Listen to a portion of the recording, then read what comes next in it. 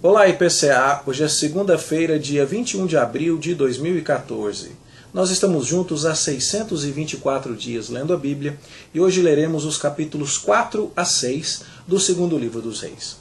Nestes capítulos estamos vendo Eliseu como o sucessor do ministério profético de Elias.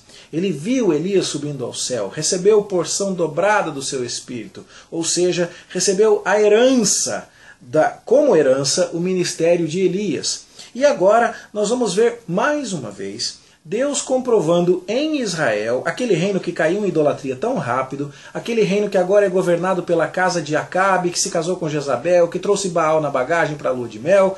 Nós vamos ver Deus mantendo um testemunho firme, consistente, através do profeta Eliseu, justamente naquele reino que foi tão desvirtuado pela idolatria. Os milagres que Eliseu realiza são muito conectados aos milagres que Elias realizou.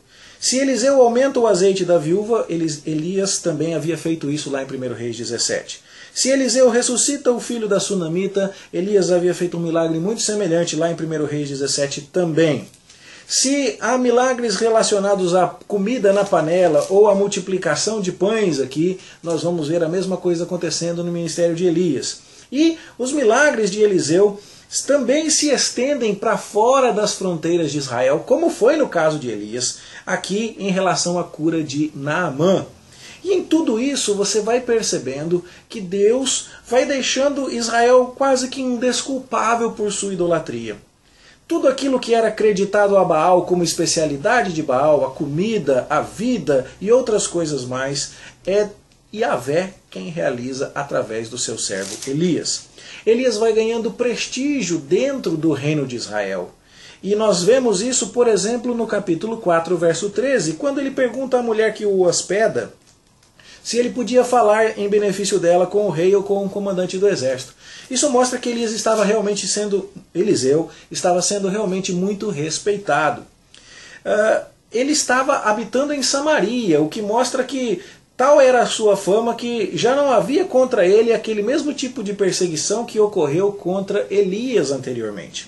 Jezabel ainda está viva, mas ele está habitando em Samaria, como nós lemos aqui no verso 3 do capítulo 5. E ele está sendo tão bem sucedido nesse ministério por causa da obra de Deus na vida dele, que a sua fama chega até outros países. E o que temos aqui então é exatamente uma cópia daquilo que já havia acontecido no ministério profético de Elias.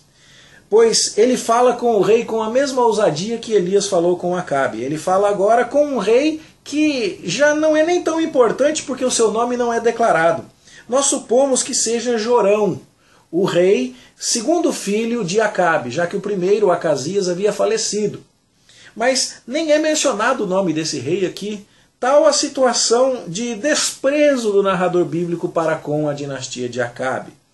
E, embora o rei, possivelmente Jorão, tenha ficado chateado quando o rei da Síria mandou para ele Naamã, porque o rei sírio pensava que o rei israelita fosse capaz de controlar o profeta. Mas não era assim. Na verdade, era o profeta quem dava ordens ao rei. E o profeta vai falar com o rei, o profeta Eliseu vai falar com o rei, não fique preocupado não. O rei da Síria mandou Naamã para você, mas ele não está procurando briga, ele está procurando cura. E pode trazer Naamã aqui que eu vou curá-lo para que saibam que há profeta em Israel. E essa foi uma declaração muito comum nos lábios de Elias também. Ele fala isso lá em 1 Reis 17, 24 e em 1 Reis 18, 36. Nos milagres que Elias realiza, ele quer provar que existe um Deus verdadeiro e único, e esse Deus é Jeová. E o profeta do Senhor está lá para provar que Baal é falso, enquanto Jeová é verdadeiro.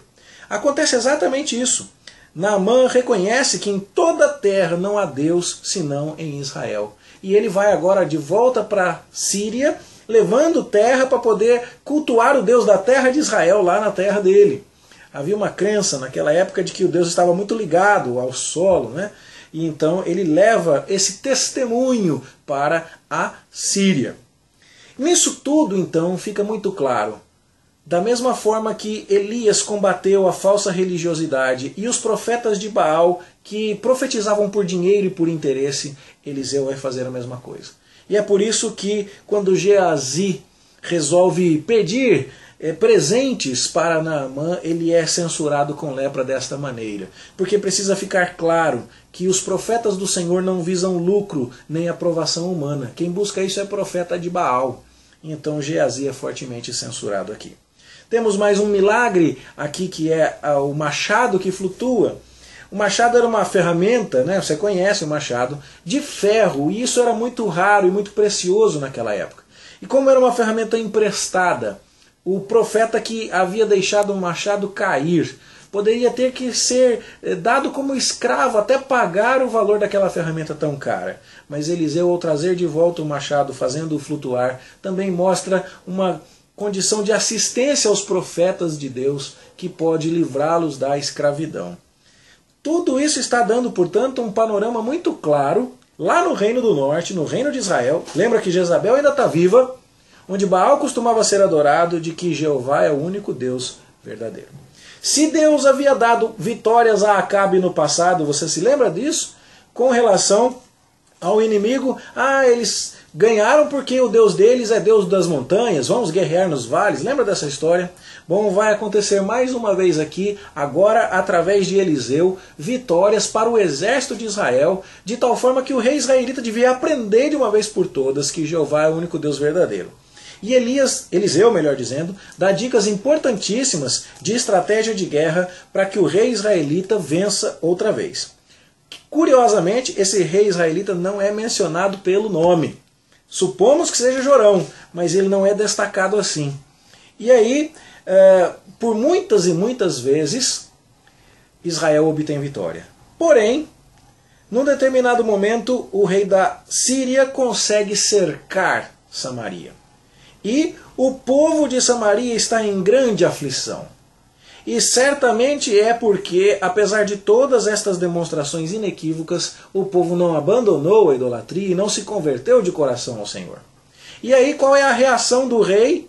Sem nome outra vez, possivelmente Jorão. Ele diz o que a mãe dele havia falado em relação a Elias. Só que agora o rei fala em relação a Eliseu. Assim me faça Deus o que bem lhe aprouver, se a cabeça de Eliseu, filho de Safate, lhe ficar hoje sobre os ombros. Você já ouviu essa frase bem parecida lá em 1 Reis 19. Mas onde é que está Eliseu? Eliseu está sentado na sua casa junto com os anciãos.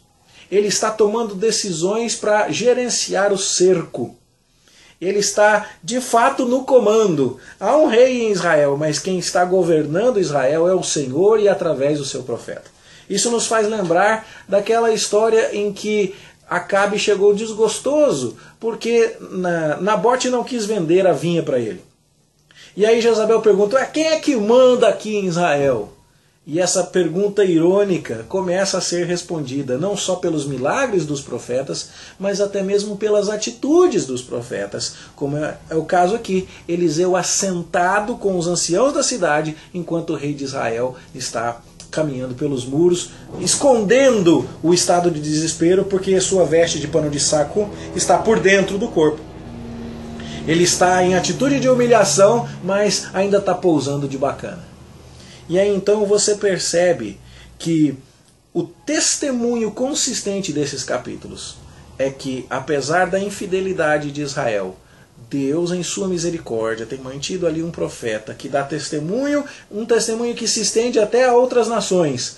Um testemunho com milagres, milagres estes que provam que não é Baal quem dá vida, comida, quem liberta de escravidão ou coisa alguma, mas sim é Jeová. É Jeová quem conduzirá a vida da nação.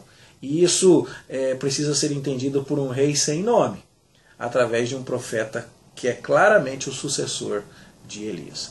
É isso que nós temos então nestes capítulos. E a partir de amanhã nós vamos ver como é que fica a libertação desse cerco tão difícil, não é? E a libertação miraculosa que Deus vai conceder ao seu povo. Por hoje é isso. Espero que você tenha entendido bem a perspectiva desses 3 capítulos. E amanhã a gente se encontra aqui para continuar a leitura, se Deus quiser. Bom estudo para você e até lá.